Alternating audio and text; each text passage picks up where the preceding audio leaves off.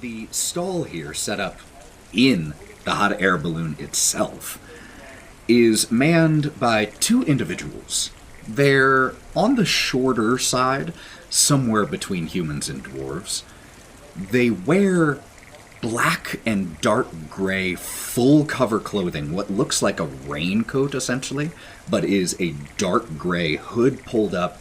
Each of them has coverings over the lower half of their face and are wearing dark glasses. The skin that you can see, that is barely revealed, is a pallid gray. There is also a sign in front of the booth that says wondrous wares and fair fares, and then there is a menu of options. A very good thimble, fingertip not included, a mug of bumble beer, which has a nice sting to it, in parenthetical, duskmallow pie with decorative bite marks, bundle of dry wood, great for starting fires, ink portraits, if we have to look at you, so should you, moonlight monocle, no more fumbling in the dark, swampy spellbook, learn tricks to amaze your friends, and potions and tonics of power beyond your wildest dreams. Coins and bargains accepted. As the six of you approach, the two individuals here underneath the roiling storm cloud balloon don't seem to give you much notice. One of them is feet kicked up, sitting on a box in there, and is just picking at fingernails with a short knife. Just, hi. Hello. Hey. You want to buy something? Yeah, actually I do. It looks real nice. I'm new here, so I'm still trying to learn. Okay. Cool. How much for the monocle? Monocle. How much did we say that was, Trinket? and the other one pulls out a little notebook and opens it. The monocle was 100 gold pieces, 50 gold pieces, and 2 bargains or 4 bargains. What is a bargain? A bargain, a deal.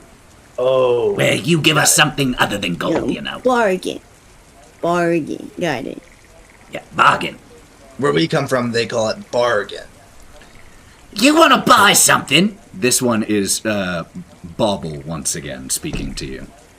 Yes, we'd be so interested in buying. I'm also curious about the cost of that spell book.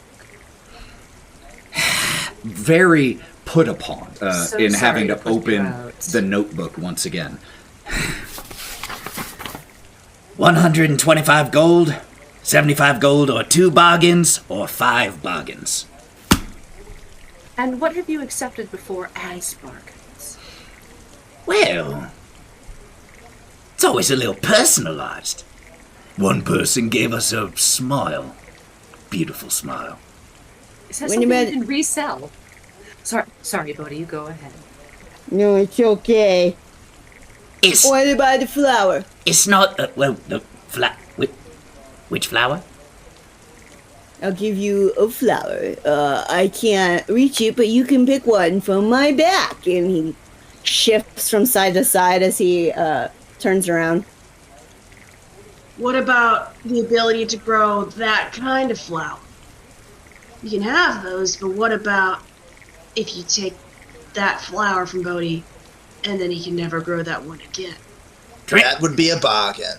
Trinket, do you want a flower? I don't particularly want a flower, Bauble.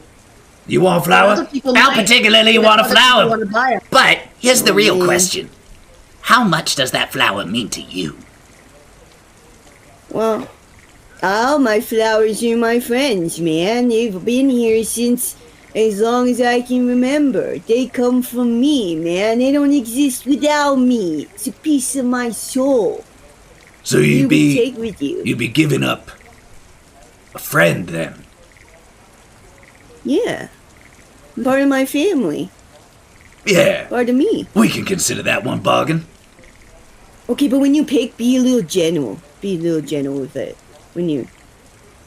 So wait. What are we getting? The monocle? Well, here's the thing. I kind of promised the princess that I might try to find a spellbook for her. I tried to convince her to move to, like, other forms of powerful magic, but she's convinced that she's a wizard. And you know how I feel about wizards. But if there's a spellbook sitting right there... But... Is it actually a spellbook, or is it like sleight of hand? It's, impress your friends. You can do that with, like... And he's gonna do that sleight of hand thing where you take a coin out from behind your ear. Anyone can do that shit. Not anyone can do that. I can't do that. Let us know whether you want to pay with bargains or coin. Can we talk about it for a second? Take your time. Otto, is there something that you want to get? You believe this shit, Bobble. I don't know why we're here. They never buy anything interesting here. Hey, Bobble, I'm gonna just pop myself up on the thing. Hi, question. What? I know you guys. Well, okay. I know you guys are here in Downfall and everything, but do a lot of the royalty come through here and buy things from you? Not really. Especially the Witchlight Monarch here. Oh. You're a Witchlight Monarch? That's interesting. Yeah. You want to buy anything? Well, yeah, I still do. I was just wondering, because you said that a lot of people come in and don't buy anything, so I was wondering why not. I don't know, the cheapskates. Oh. So why do you keep coming back? I don't know, Charm came back. We came with her. Every little bit of coin matters. Is Charm the one that we saw in the waiting room? Yeah. The one who ran away when we said that Pamplona was in the bath. All right, well, let's talk about things real quick. And as you start to step away, Trinket takes out a small little display stand and sets it on the counter. And it says, Potions and Tonics of Power, Bauble's Bewildering Brew, Charm's Chilling Cup, Trinket's Trembling Tincture, and Marsh Bubble Pop. Hey, Melon, do you think that Marshmallow Bop is better than the Duskmallow Pie? No, I don't know what marshmallows are. I don't either. Alright, guys, sounds like we're caught between two things. So the Wraught has put us in position where the spellbook is kind of something that we need, but also those moonlight monocle things sound pretty great because I can't see in the dark for shit. Me neither, man. Yeah, one of them is significantly more expensive than the other. So why do we need this spellbook, Wraught? Because we Leverage. said to the king that, it's not that listen, I would love to see him in a boiling pot. He looks so delicious. But the point is that he said he would give us the wood for the hot air balloon if we made his children co-monarchs. And she says that she'll vote positively for being co-monarch if somehow she gets magic. And I tried to say, there are so many different ways to get magic because we met an old man who got magic from an archfey. And I said, why don't you talk to an archfey? And she goes, I don't know where any archfey are. And we're in the Feywild, child. Bodie just raises his hand. Excuse me. I'd like to bring to your attention the fact that she is part of significantly more privileged socioeconomic status. So I think it's more appropriate that she spend her money on the book instead of making us do it. So I think what you could do is give her the information and make her come get it herself so we can see in the dark. Put her on the right path. You're right. Yeah. So right. Selling information instead of product. Not like I have any experience or anything with that sort of foul activity. You know what? If she knew that there was a book down here that could teach her magic, and I'm the one who told her that it could teach her magic, she'd come down here and spend her own goddamn frog allowance. Or good frog money. But okay, so Bodie's gonna do the flower. What else do we have? Let's get that monocle. Well, I have the money for the monocle, but I will say, if I give you my money, I get the monocle half of the time. Okay. And if she gives you the money, I also get it half the time. No deal for that part, Gromp. Okay. You have enough money for all of it or half of it? We still have to do 2 deals. I have the money for half of it. And she's gonna reach into her little tail pouch and start shuffling around in there. She has a little pouch that wraps around her tail and her waist, so she could have 2 little baby saddlebags on either side. And she's just poking around in there, and there's a lot of little tiny weird crap in there. She goes, I have enough for half of it. Okay, so 50 gold, Bodie's flower, and one more thing. Hey, you two, Yeah. Got half the money, Bodie's flower. What else do you want? For the monocle. I can give you this. And he does the thing where he pulls his coin out from behind his ear. It got me really far back when I had, nothing. Could one of you, actually, since you asked, Kieren, could you roll me a d8? 7. Well, let's see. 50 gold. You'll give me a flower. How about you? Give me your perspective. What do you mean? Your perspective of the world. I'd rather not. That's kind of what keeps me going. It's unfortunate. Like your sensation of gravity? No, just how What you about, how you see the world. Anyone else? The offer stands for any of you. Well, how do you see the world? Non sequitur. I want to see it the way one of you does. Or, more accurately, I just want to change the way one of you sees the world. And how would our perspective... Would we get your perspective, like a little trade? No, but it'll be at worst a minor inconvenience. We promise! It seems like it's kind of like a 50-50 gamble. I would gladly take that gamble. Deal. Could you roll me a d6? As Trinket fumbles below. Where'd I put that thing? Oh, there we go.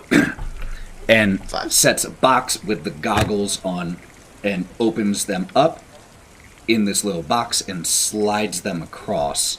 And as they are slid across the counter, you all watch as Gromp shrinks by 5 inches. Things look a little different now, don't they? Can't see things on top of cabinets as easily anymore. Welcome to my world. Please tell me I'm taller than Gromp now. Well, how tall were you, Gromp? I think I was really tall. I think I was the same as Melon, right? Oh no, he's taller than you. Yeah, you were very close to it. Now. I still think I'm tall, 6'5" now. 6'4". Okay, so Kieren still has to look up. Damn it! But he's definitely much closer. Now, just the height of a, relatively tall human. The height of me. Ish.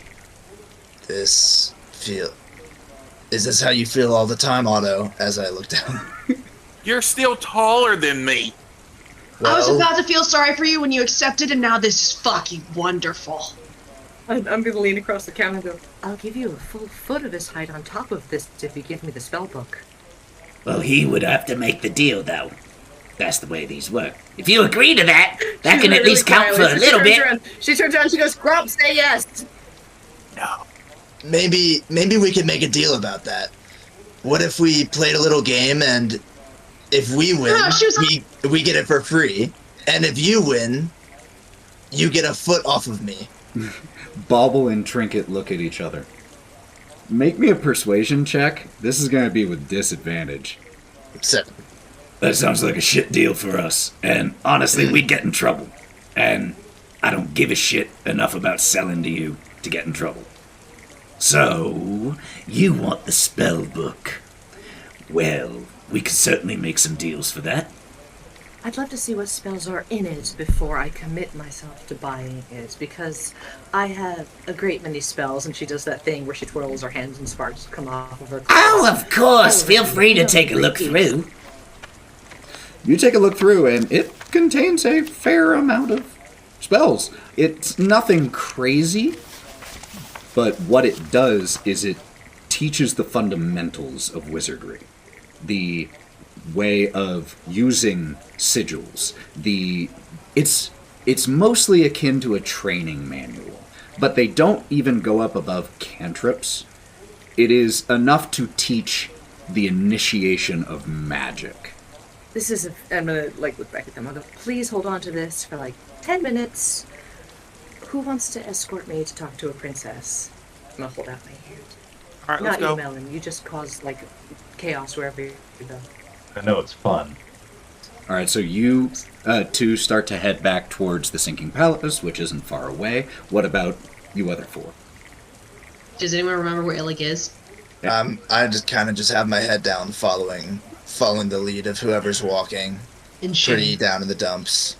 I tragically only have notes that say, find Illan Muck Stump Hut, circled, whatever that may mean. Any frog we see, I'm going to ask where Byron Illig of Muck Stump is. Got it. Otto and Wraught, you head into the sinking palace, yeah? When Wraught goes to talk to the princess, I'm going to go talk to the other door. Okay. The two of you split off then. And we see as each of you head to the door, and there is just a, split screen of the two of you at the two different doors. And as that happens, we fade over to the other group of 4 heading towards Illig's hut. You have to head around. You've now made basically a half circle, a half revolution around this lake. So you start crossing over to the other side. And when you get to the other side, there are 2 things of immediate interest as you cross a, 60-foot wooden bridge connecting near where the proving grounds were to another muddy, mossy island in this swamp. On your right side, there is an enormous tree, huge, gnarled, growing on the shore of this lake. It looks like it has lost all of its bark and just has a few withered leaves that cling to the tiny branches at the end of long limbs. And on the opposite side, on the left side of the path, right after you exit off of the bridge, is, it's a sound that attracts your attention. And it is the sound of a melancholy flute. And it seems to be coming from a toadstool patch. And by toadstool, I don't mean toadstool. I mean between 2 and 5.5 foot in size mushrooms. Bodie needs to hug one of the toadstools almost immediately. Okay. And he just, thank you for gracing us with your presence. And then goes back to the group. And as you approach the toadstool, the sound of the flute grows louder, and you just wrap your arm around this like hugging a tree and just give it a little hug. Bodie, did you know them? No, but I assume we are all one. If Bodie's walking up, then Kai will too, just to see who's playing the flute. So you lean in just enough, and what you see is a slender elf with pale blue skin and black hair, sitting cross-legged and kind of curled into himself in the shadow of a gray, 6-foot-tall toadstool. He has a double flute that he is just quietly playing to himself. You play a lovely flute, my friend. Thank you. Who are you all? I haven't seen too many people who weren't bullywugs around here. We're just travelers passing through, trying to get from one part of the Feywild to another. Same question to you, then. Longer and sadder story, unfortunately. The way that he speaks is not matter-of-fact, but just seems devoid of most all emotion, and he's just stating it. Even when the music that he plays says something a little different. Kai will look back at his group for a second and just be like, 1 second. And, climb further into the cusp of toadstools and kind of settle down a little bit near him. You doing alright? Anything bothered ya? No. Nothing bothers me at all anymore. I'd say that's a neat mindset, but it sounds like something that's a little bit detrimental. I'm using my big words today for you. We have a friend that's really good at emotional stuff. Bodie, come here. I wasn't eavesdropping. I overheard. Have you tried journaling? No. I hear it is very good, and in practice personally, writing down my thoughts about the universe as they come up and the emotions that manifest therein is helpful in understanding one's patterns of self and understanding within the universe. Or you could just draw shit in it. I bet that is helpful. I don't think it would help me, but I bet that is helpful. And he sucks his legs into his turtle shell to kind of get down on the level. Well, what can we do to help you? I'm a good listener. Okay. Oh, shit. As he starts to speak, he intersperses occasional, just small snippets on the flute. I sought out Bavlorna. Naively, I hoped that she could end my heartache. I'm not the first fool, but I was a fool of an elf who loved a human. And when he died, he took so much of me with him. Honestly, I don't even know if at the time I heard the conditions of the pact that I made. Maybe I did, and simply didn't care. I was so desperate. So I agreed. She dug into my mind and removed everything that reminded me of him. And then she demanded payment. My still beating heart. Rough. Yes. My mind cleared of grief. I can think about him conceptually and not feel anything. But as that grief fled me in that moment, the fear overcame me. And I fled like the coward that I am. It didn't take long for her to find me and to take her prize. In her anger at my fleeing, she let me live. I watched as she ripped the heart from a goat, and before its screams had even fallen silent, she had taken my own and replaced it.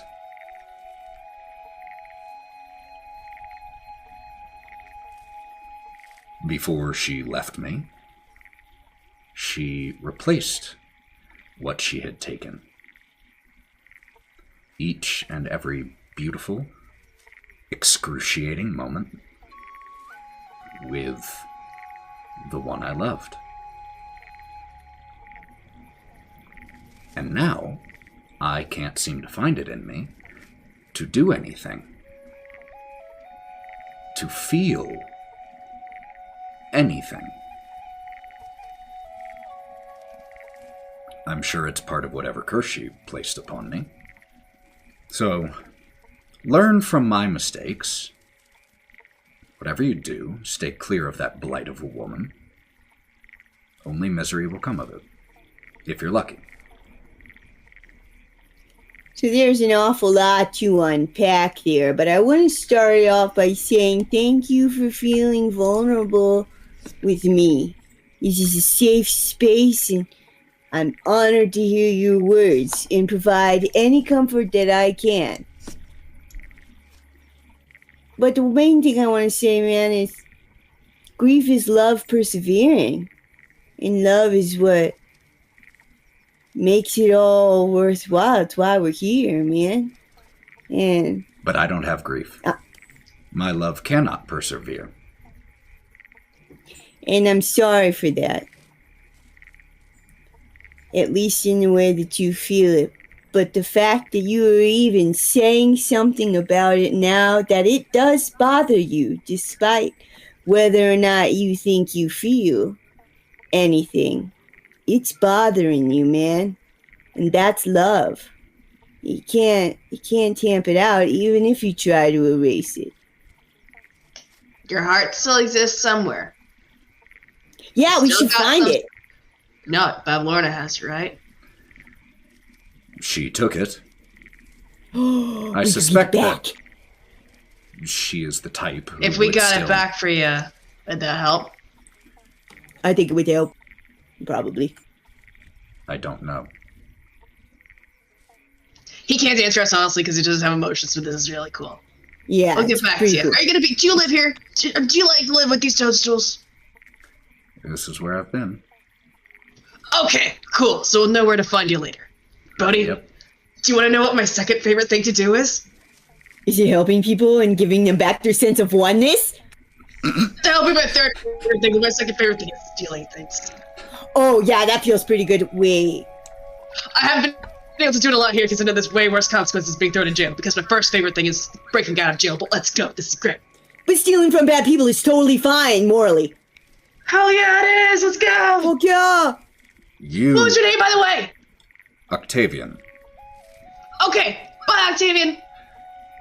And we see as Kieren and Bodie leave the patch of bush to tree size mushrooms, and we see as Octavian picks his flute back up and looks after them,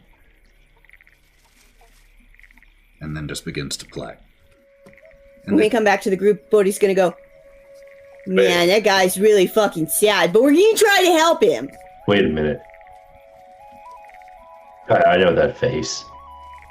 That's your second favorite thing face. Oh my god, it totally is. I'm in. We're gonna steal something, but later on. I'm just planning for a heist, because now we gotta talk to a Baron. Okay. So, Gromp, put your fancy face on, cover over the patch on your beard, because you're now a more acceptable height for all the bullywugs, and we get to talk to a Baron. And roll up the pants. Okay, I look pretty. Just out of idle curiosity, can we rewind time just a hair to see what Melon and Gromp were doing during this whole thing? You guys doing anything? Hey, Melon, do you think that one's edible? I mean, everything's edible at least once. But do you think that specific mushroom is edible?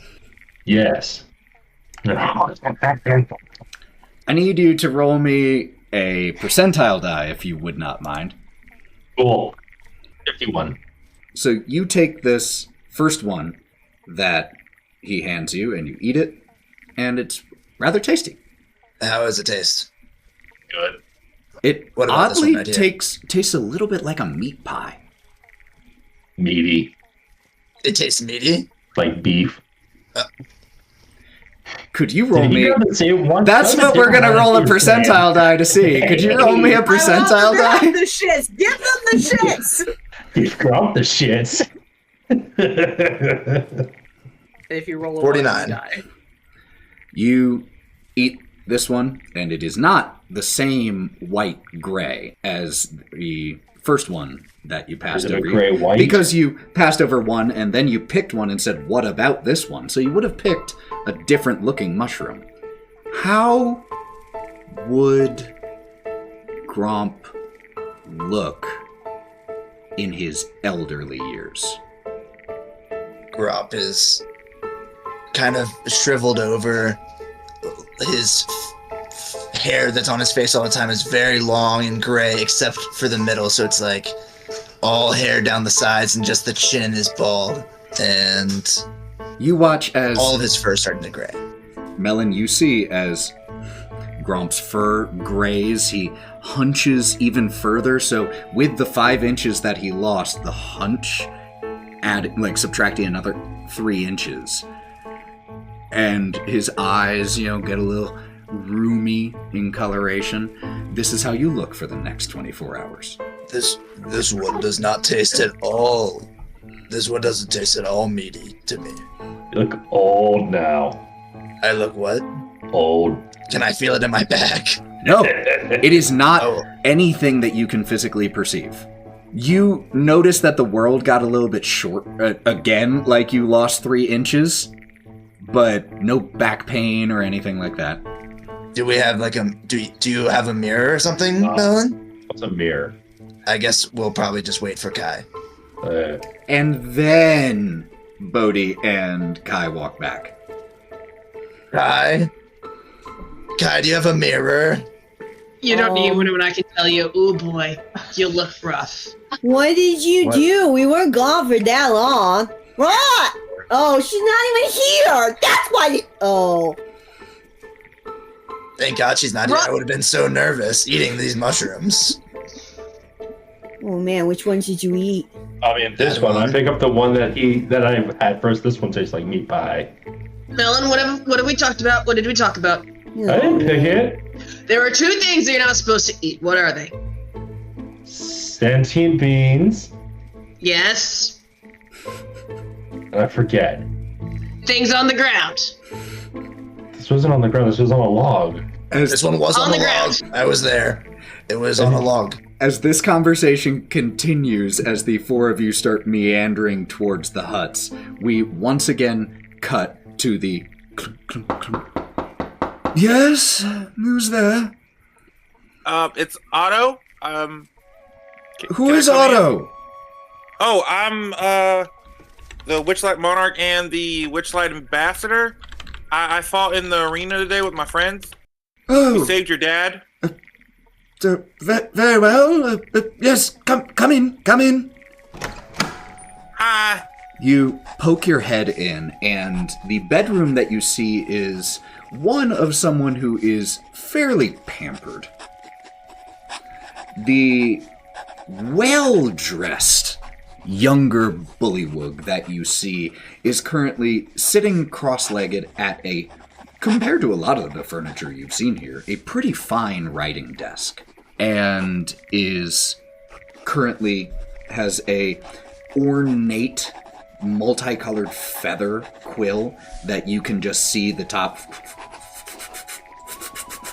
as he is looking down, and he looks up and has these pulls down these tiny little circle glasses that he's wearing.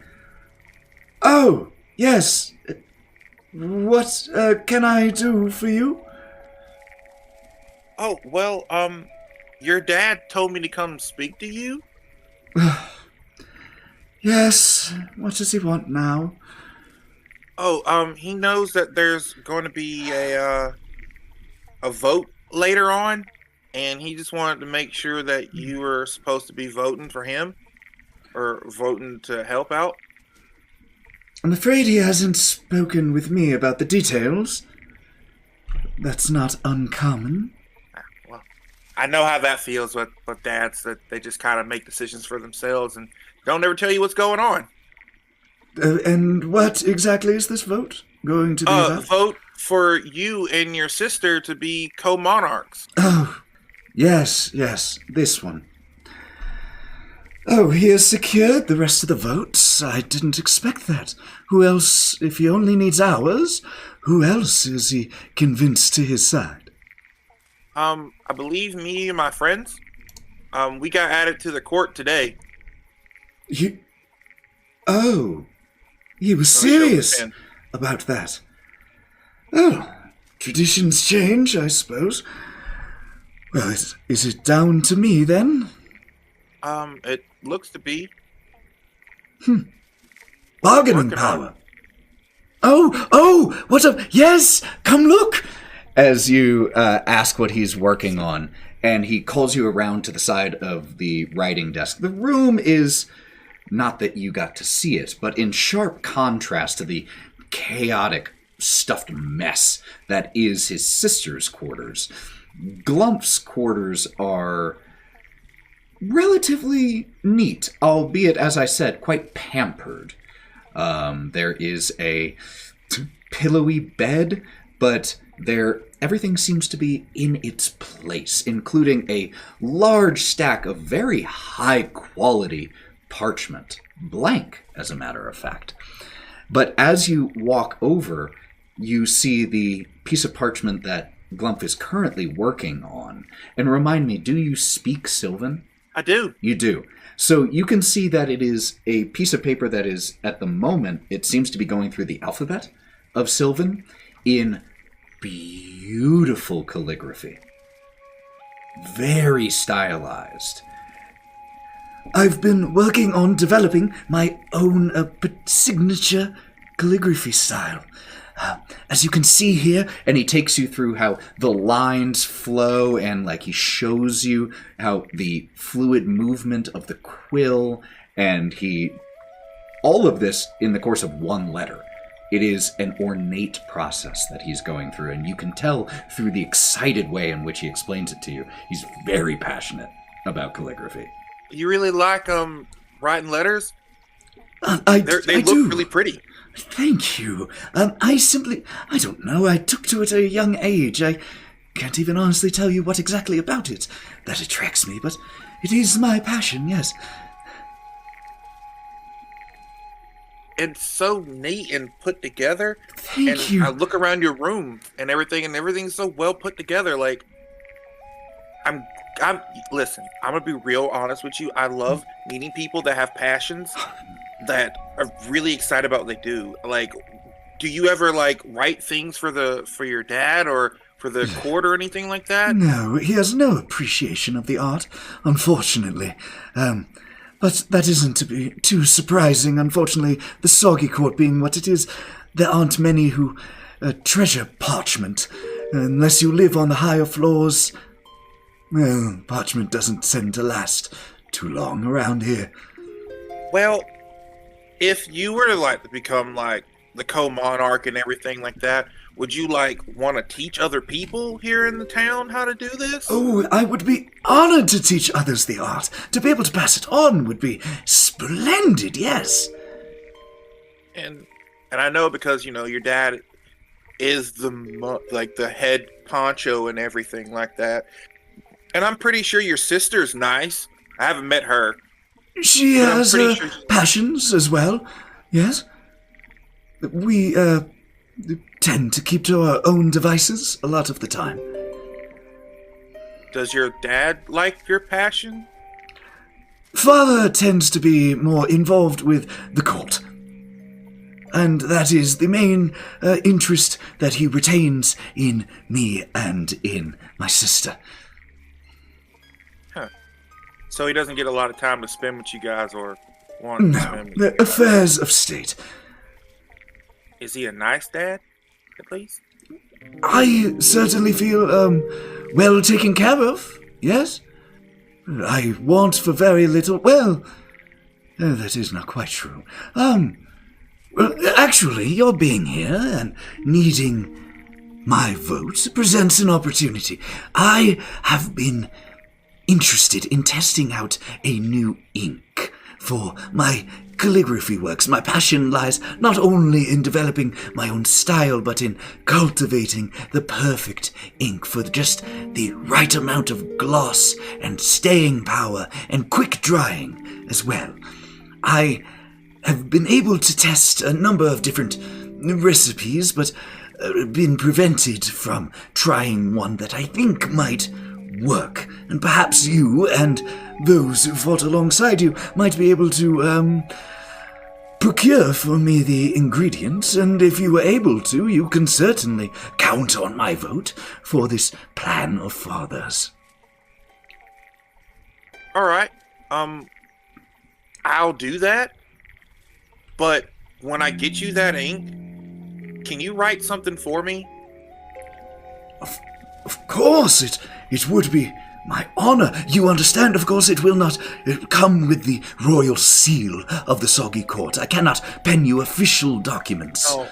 No, it's more of a letter to someone that I really kind of care about, that Oh, well, I haven't been able to express my feelings towards. There is no finer expression of the heart than calligraphy. So it would be my honor to pen your heart's desires and convey it through the lettering. All right. So thank you. What are the ingredients you need? Yes. First, obviously, I need ink. There is a octopus that resides within the lake. My previous stores have long dwindling, so if you would be able to acquire some of the octopus's ink, that would be the first ingredient. But the most important and hardest to acquire is a particular type of sap, mold tree sap in particular. I know that it can be harvested from big barkless, but I have neither the bravery nor the desire to attempt to harvest it myself. But the sap, you see, would be crucial for the quick-drying and long-lasting qualities of the ink, I suspect. Just those two? That's it? Yes, the problem truly is the sap. It can only be harvested from the very top of the tree. And you see, barkless is not exactly fond of all individuals. Where is Big Barkless? Right across the lake from here. You certainly couldn't miss it. Large tree, barkless. I just thought the tree was... Oh, you know what? That makes a lot of sense. We tend to have simple names for things around here. Understandable. Well, all right. That seems super simple. I have a friend that can talk to trees and stuff and has a very kind relationship with fauna here. Oh, so well, fine. Wonderful. It should be a cinch then for you all. I cannot wait, and you have my... Well, gratitude might be a step far for someone soon to be a monarch, but appreciation. And he shakes your hand, leaving a little bit of, ooze. Just a little. It is not slime, it's mucus, but a little bit of that on your hand. All right, well, thank you, and I really appreciate you wanting to help me out too. It's going to mean a lot. Anything for the family, I suppose, and of course for you as well.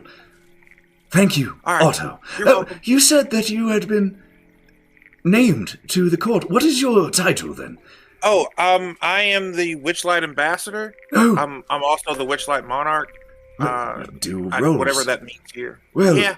Ambassador, pleasure doing business with you. Thanks.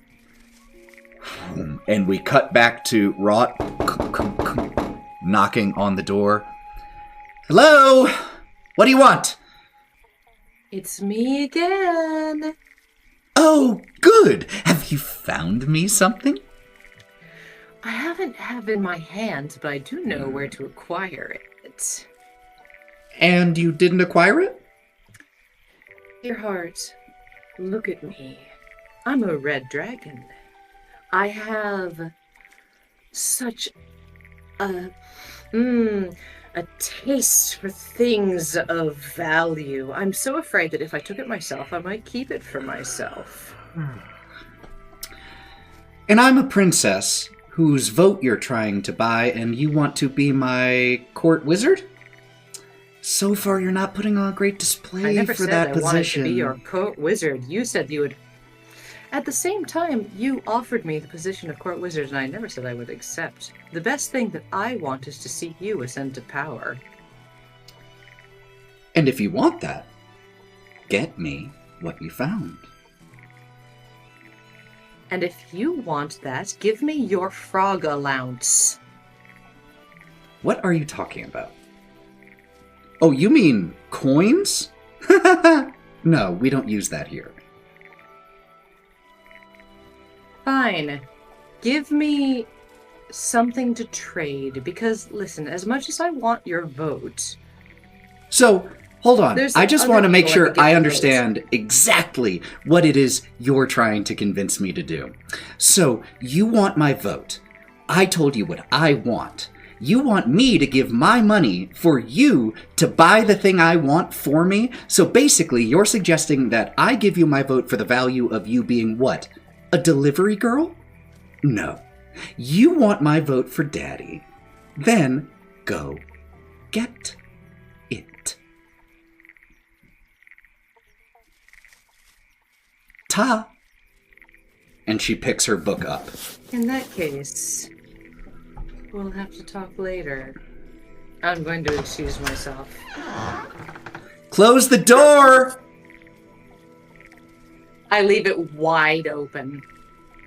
And again, for the beauty of narrative simplicity, as Wraught, stops for a second, hearing close the door, and then deliberately doesn't, Otto, in a quite, pleasant, jaunty mood, closes the door from the other side, and the two of you just see each other across this little second-story balcony in two very different moods as you exit. You having fun? Did you talk to her? I'm gonna put my hand down into his, and we're going to descend out of the building in utter, cold, icy silence. But it's visually an incredible icy silence, because one of you exudes that icy silence, while the other is bopping along to himself. Well, I met the prince, and he was real nice. So all I have to do is find him some ink and some sap, and it's good to go. He likes to write a lot. And I hope your princess lady was nice, and you could help her get the book and everything, and it's gonna be great. And hi, Sir Volt. And it's gonna be great. You all right? The further they get away from the chamber, the more there's a little bit of flame flickering out of Wraught's nostrils and sparks coming out of her eyes until they get to the front door and she's about to spontaneously combust. And I would say, actually, in wonderful timing, because it does actually narratively make sense, as the two of you exit the building, you can't quite see, you can't make out all details on the opposite side of the lake because of the haze and fog that is constantly around here. But timing-wise, Otto and Wraught exit from the sinking palace, Wraught fuming, and Bodie and Kieren exit from the toadstool grove and see an aged Gromp. And so as the group of two starts moving along this way, the other group starts making its way towards the huts. Yeah, so it's great. They're pretty nice, and they're really, I think we can get their votes and everything. I'm still holding your hand. It's more of this is a pretty nice place. Their dad's kind of around and not around a lot. As we exit the hut and get a little ways away. So Otto, and I'm gonna kind of crouch down in front of him, just Slav squatting in front of him and holding onto his hands. So you've been traveling with us for a couple days now. Yeah? How do you feel about that? It's cool. I get to meet a lot of new people. Some of them are scary, but it's okay. And I'm learning a lot about myself and my friend Gromp and you guys, and it's great. I've learned how to fight, and it's fun. It's really fun. I love that look in your eye, Otto. And I know that by now you've killed a couple people, and you don't seem to be internalizing it too much, and that's what I really love about you. Well, yeah? How do you feel about killing a couple more people? Okay, well, the people that we've killed have done things to us and hurt other people. I don't kill innocent people. But listen, did you know that they hurt other people? They were just random herringons. Did you know that they were terrible people? They hurt our goblin friend. They hurt Jingle Jangle. Jingle Jangle. And I don't like bullies. I'm not gonna kill somebody because they were mean to you or because you think they were being petty. Understand that. But what if you let me kill somebody because they were mean to me? Or what if we... Use your words. Well, here's the thing. The princess wants me to give up. The princess wants me to, like, buy the book for her so she can be a wizard. And she's not giving me anything to buy it with. Well, I don't have any more money. We spent it on the monocle. You can give up 4 bargains. Or 4 deals. They said 4 bargains. It's just give 4 things away. How much do you think I would... Okay, yes, but how many things do you think I would give away for a frog princess who wants to be a wizard, which I don't like? You know, there's enough magic in the world that you can share, Wraught. And maybe she might be a really good wizard. I've met good wizards. I met a really nice one. Him and his wife. They were real nice. I offered her the other magic. I said, find an archfey and make a deal. And she goes, they're hard to find. She's not making an effort. I said, kill your family and use their blood to cast magic like I do. And she wouldn't do it. And then she says, go find, like, a spell book. Well, most spells that I've paid attention to is more or less they come from books, or you learn it, like you said, or you make a deal with people. But you killed your family for your powers? I mean, not really. Somebody else killed my family, but I drank a lot of blood and then I got magic, so it's fine. So listen, if you kill your family and drink their blood, you get magic. As this very blood might give you hepatitis or some other disease. Don't do it; it won't give you magic. we here do not endorse the drinking of blood. As this line is delivered to you, Otto, your feet come back down onto soggy mud as you cross the wooden bridge, and you see your group of 4 friends just about 30-40 feet ahead of you. You both also see, as I described, to your left, a patch of large mushrooms, toadstools, and on the right, a tree that very well fits the description of what you were told, Otto. But your friends you can see them starting to fade into the fog in front of you, just out there. Well, I trust that you can come up with 4 things to give away to be able to get the book to help her.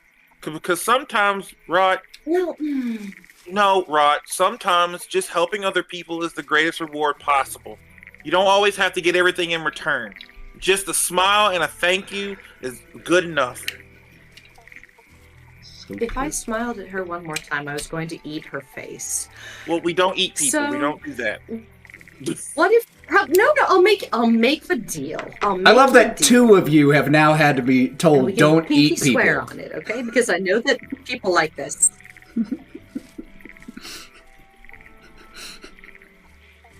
I'll make you a pinky swear. Let's go talk to this revolution. Just for fun, and see what they're pitching.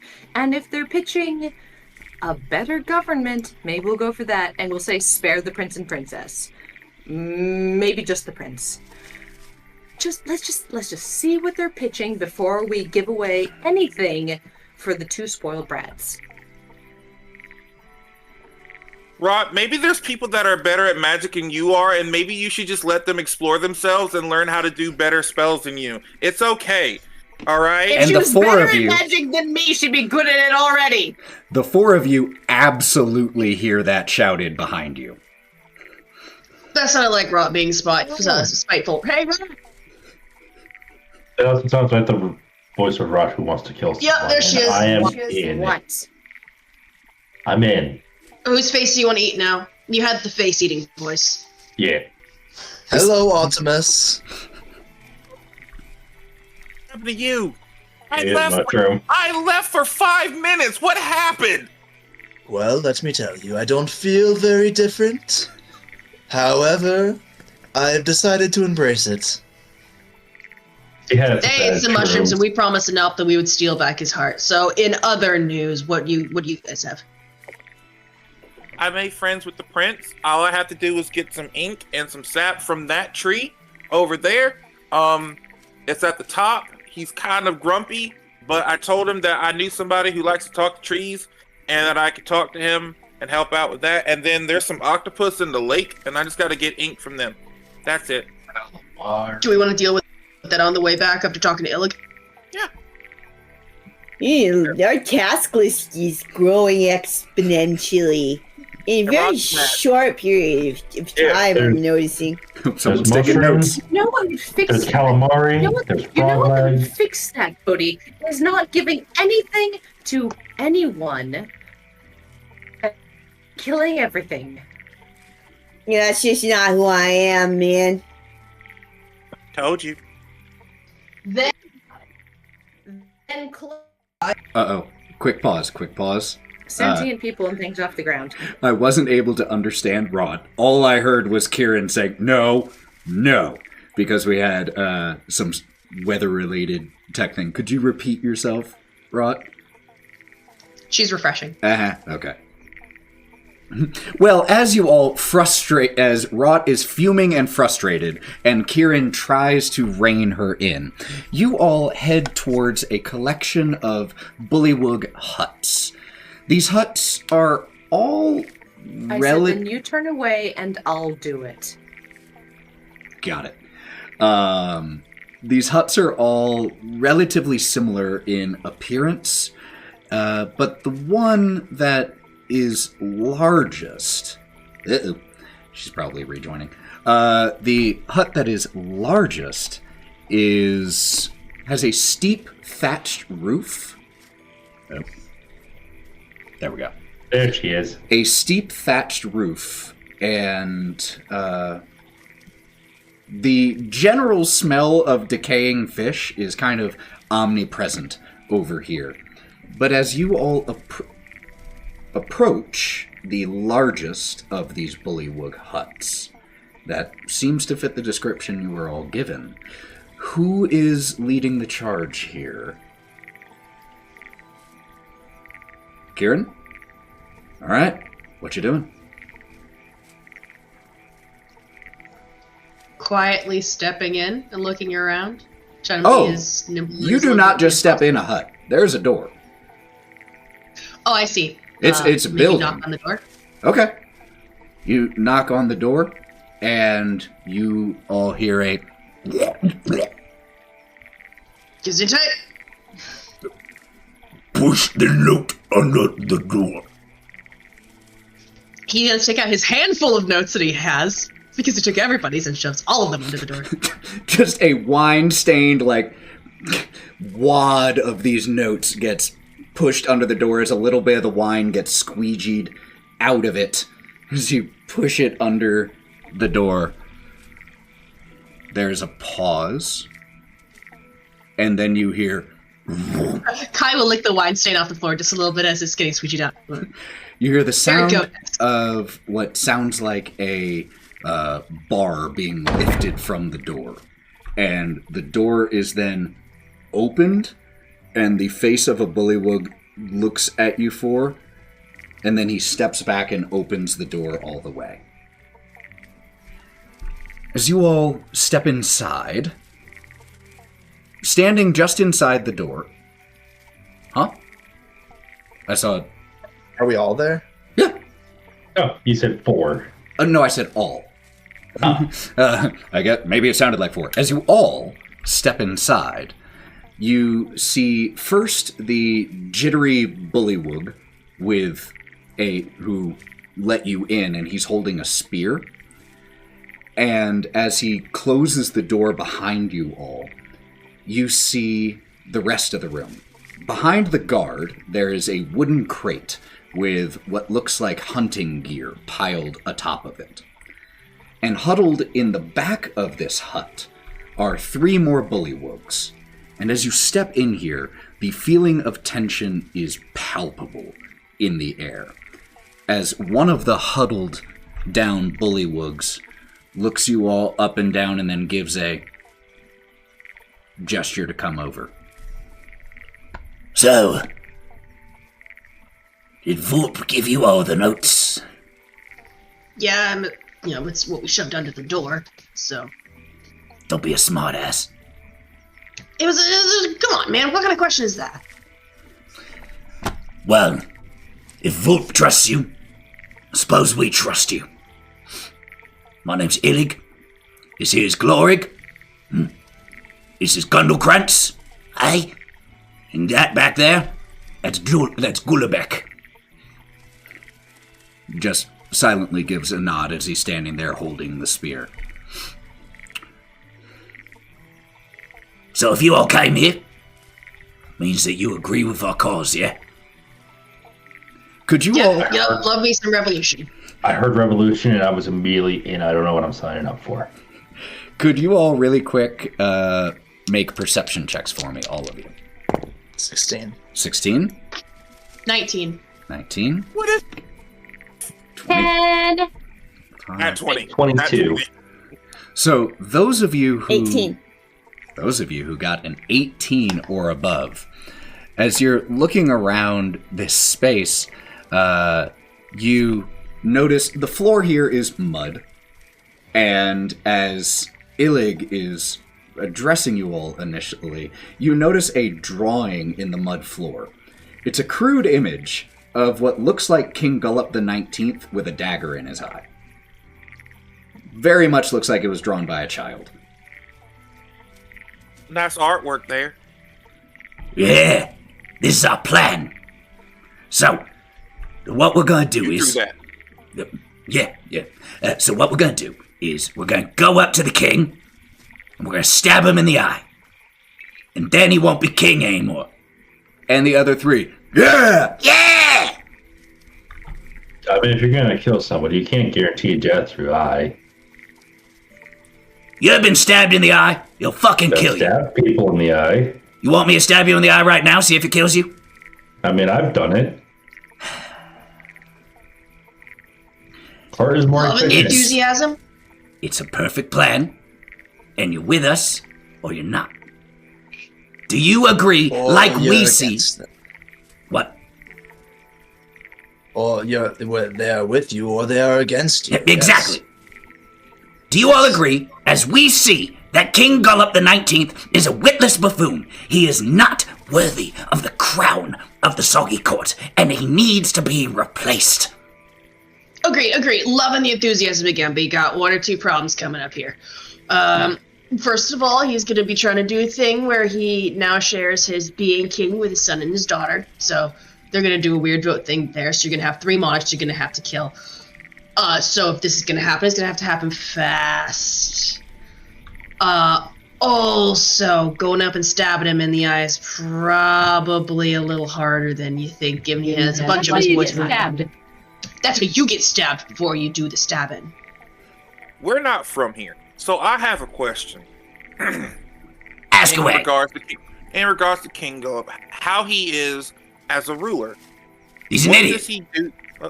Okay, I'm getting that. What does he do for you guys? Does he treat you guys badly? Not take care of you? He's only interested in his own parties and courting nobles, and he's doing it all wrong. I would court nobles so much better, and I would throw such better parties than he throws. He's an imbecile. He has no idea how to fully bring honor to the crown. Yeah. So does he do anything for your infrastructure of your town? A what? Does he make the town better? Does he fix things, or does he just let things die? I mean, mostly that. But that's not the real problem. Downfall. It's called downfall. But are you going to fix the bridges? Are you going to fix the bridges? I hadn't planned on it. But if that's your condition for helping, fine. I'll fix the bridges. Yeah, and then we'll throw better parties. Bodie, come here. You've traveled around.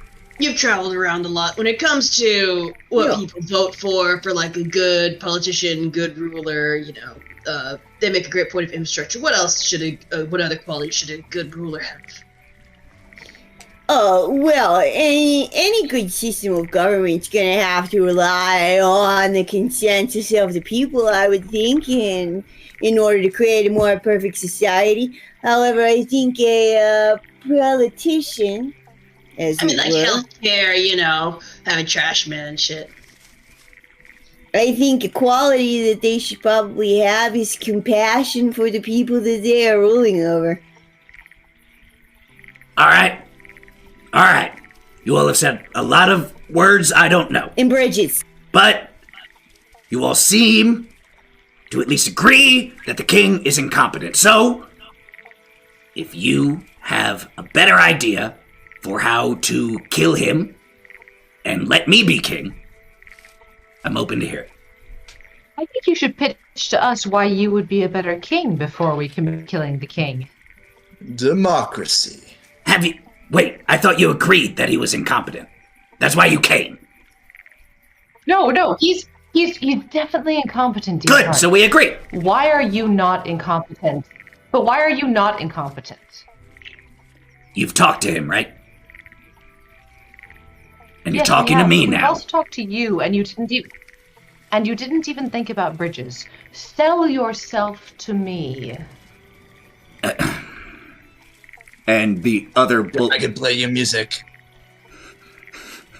The other bully will song. shuffle a little uncomfortably in the silence there. I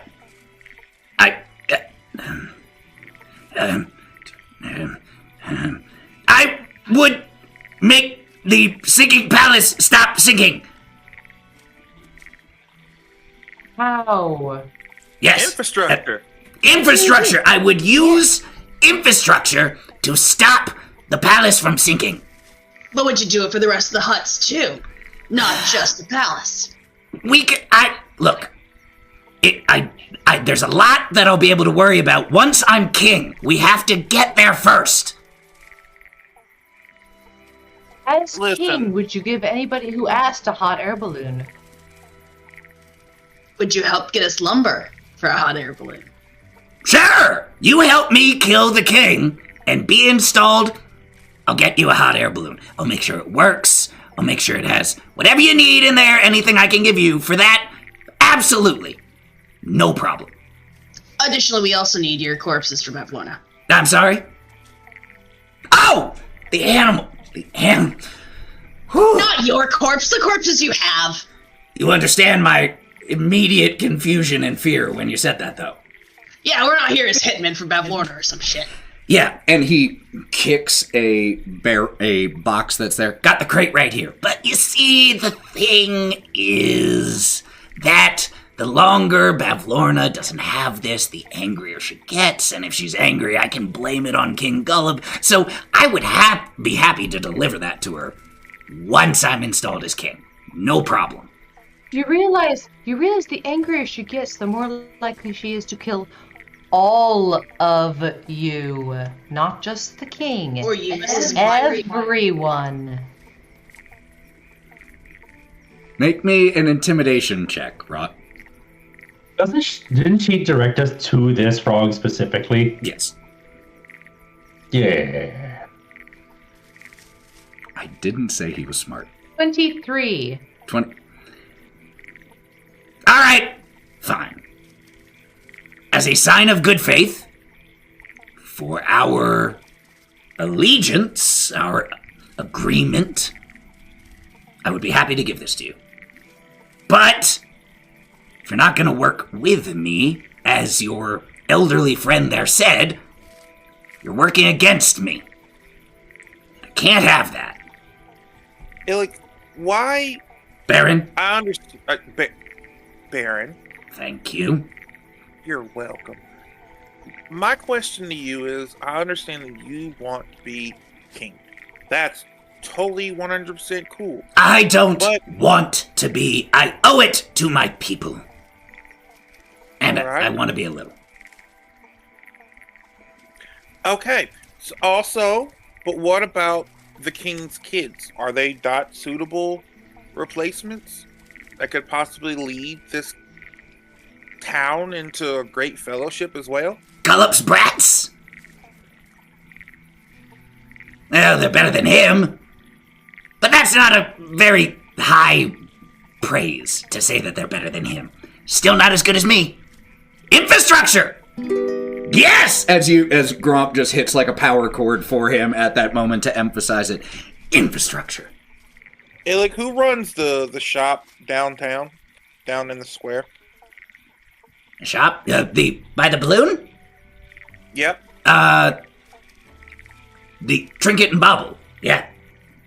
No, the other one. Oh, what was her name? What is it? If you don't know your constituents' names, shall Charm! you Charm! them? Yes! Charm! No, I knew that. I knew that before he said it. It's Charm. No. Yes? No. No, the one that burned down that we helped. Oh! The one that's run by the Duke. Oh, you mean the balloon workshop. See, got confused there. That's run by Duke Ikrand. Alright. And who's the mayor?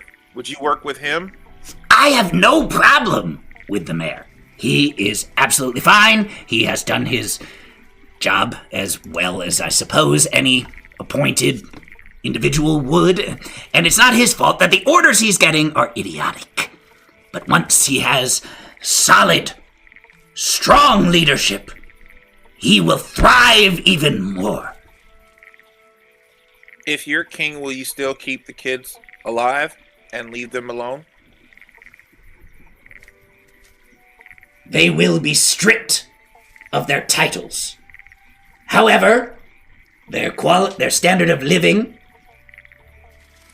in exchange for your assistance, I will maintain. They will be allowed to retain their rooms in the sinking palace. Should they choose to leave, they will be able to, but they will have no further power in the court. The unsinking palace, because you said you're going to fix it. Yes, infrastructure! Beautiful. I have a rather simple question for you. As so far, it seems you were willing to withhold Bavlorna's wants and needs, and she gestures to the box of corpses, in thinking that she would kill the king. Are you willing to give her what she wants when you are king? Because... Oh, of course, I will... You will be king, and then she'd kill you. Well, no, I will have given her that, and I will make sure to have a fine working relationship with the big girl upstairs. Yes, infrastructure! There we go. I'm gonna kill you. I don't care if you're old now, I'll kill you. You should not kill the wise, child. Listen to your elders. I have never done so. Once in my life, the old should be fed to the young, and thus nurture their strength. Yep. Anyway, so, as far as we are aware, Bodie, do you have any demands of this new possible king? No, as expected, I would just hope that you would govern with care. Don't let it go to your head, and think about the people that you're ruling over, rather than yourself. Oh, of course. Yes, the people, yes. Their concerns Here's the matter. thing. If we kill one king, we can kill another. So just keep that in mind. Remember Don't your fuck it up. promises. Noted. Do we, however, have an agreement? I'm gonna look at Otto because he was the one who was like, no, we can help the king and save his kids. I'm gonna roll my eyes around to look at Otto. Be careful if you roll your eyes too much, they'll go back in the back of your head and they'll get stuck. You can't I think see that spells. every time I think about Gromp, honestly, they're gonna get stuck in the back of my head just thinking about Gromp. Peridon. Be kind to your elders, Wraught. Thank you. He's an old man. I actively reach over and give Gromp a very gentle slap because I'm only 5 feet tall, so I can't, and I have a negative strength modifier. Otto. Illig stands up and walks over to you. Do not, I warn you, take my hand if you intend to break your word. Fey contracts exact a price for those who break them. Do you have a better plan than just running up and stabbing him in the eye? If you all have a better one, I'm happy to hear it, but as of now, it's the best I've got. Poisonous food. Poisonous food. If you're gonna use a blow dart, make it so it's one of the people holding his dang throne. Get up close. Don't do it where somebody's gonna knock him over first. Poisonous food. What if I put a dagger in his food? No, you don't put a dagger. Nope. This is what you do, Illick. You gather some herbs that are very poisonous, but don't taste that. Taste different. He snaps, and the one introduced as Grundlekrantz starts jotting down notes. You also tighten or loosen some of the bolts on his chair, so when he does, people try to get him out, he will fall over, and they can't pick him up. You poison the food, disarm his chair, and make sure the kids don't eat any of the food and only poison his dish. Or stab him in the eye when he's asleep. Did you get all that, Grundlekrantz? Poison his food, take the arms off his chair, stab him in his sleep. No, you have to make it look like there was he died of natural causes, not an assassination attempt. You do enough of the poison to put in his food that where he just dies of natural causes. That way, you're no longer involved. None of us are involved. He just looks like he just passed into sleep. So therefore, you can step in and just say, "Hey, I want to be in charge now," and there you go. That way, it doesn't look like it was an assassination attempt, and it breaks the cycle of all these weird-ass attempts that have been happening. So there you go. As you've been explaining this concept of making it look like an accident, natural causes, his eyes have taken more and more of a confused look as he's looking at you. Okay. But why wouldn't I want people to know that I killed him? That's how they know that I am deserving of respect and worthy to be the next king. That's how we do things here. Every predecessor was killed by a successor. Yeah, but change it. You can make change. Or you just fight him in the fucking arena. You want your head on a spike? Not for at least 5 years. Do you want your head on your shoulders for as long as you could live? Ideally. Great. Then just make it look like his children are incompetent. He has a girl who wants to be a wizard but can't cast magic. He has a boy who is interested in I'm assuming that Otto and I had conversations while we were crossing the river. He has a boy who wants to write fancy letters. All he wants is a pen pal. Listen, make it look like an accident. His children are incompetent because one of them can't cast magic and one of them wants to write fancy letters. But you are willing to help the people, and then live as you want without your head on a spike. I understood most of that. Because there was just a tiny cutout there. It's unorthodox. It'd be a break with tradition. Who needs tradition? Accident. Accident. Natural causes. He's morbidly fat. He could die of a heart attack. Otto, could you make a persuasion check, but because your team helped you out here, could you make it with advantage? 18 plus 7. Natural causes. It will be difficult to find the poison, but would you all be able to help look? If you know of any, that would be of great assistance. Bodie? Do I have any familiarity with poisons in plants, potentially on my own back? Make me a nature check. Because you said on your own back with advantage. You know that quite well. 21. 21. There is a combination of some of the things growing on your shell that taken, or if you had an hour or two, you could probably concoct a poison out of it. Well, I do tend to take the apothecary onto my back, so if you just give me a little bit of time, I could probably explain to you which ones to harvest off my back for me, and we can get it ground up and ready to rock. I'll help. Actually, could I help with innate druidcraft? I would say that the three of you assisting on it would definitely speed the process up. And would likely increase its lethality. So as Melon starts to get instructions, and Wraught just starts to look as Melon aids Bodie in harvesting a few things, he once again extends his hand to you, Otto. Natural causes. There is a noticeable coursing of energy that just kind of binds your hands for a second together, and then he releases. And then he walks over to you, Kieren. Melon. Oh, I already said I was in. Kieren? Hey, quick question. So, you know your sad elf that lives next door to you? Not really.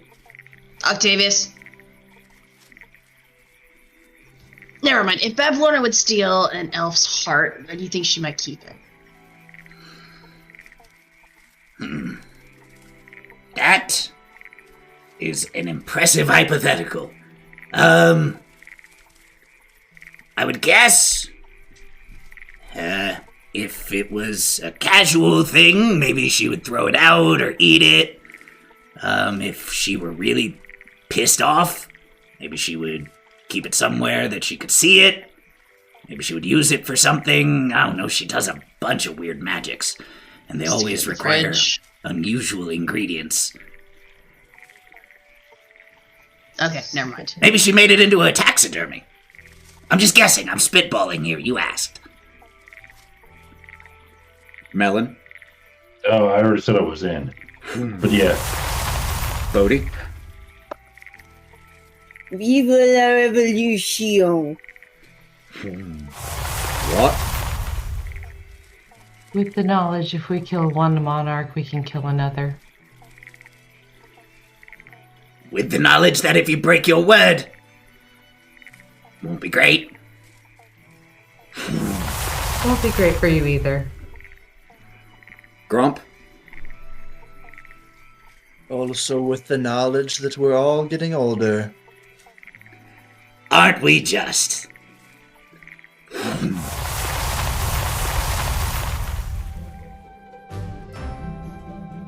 Thank you for listening to this episode of The Wild Beyond.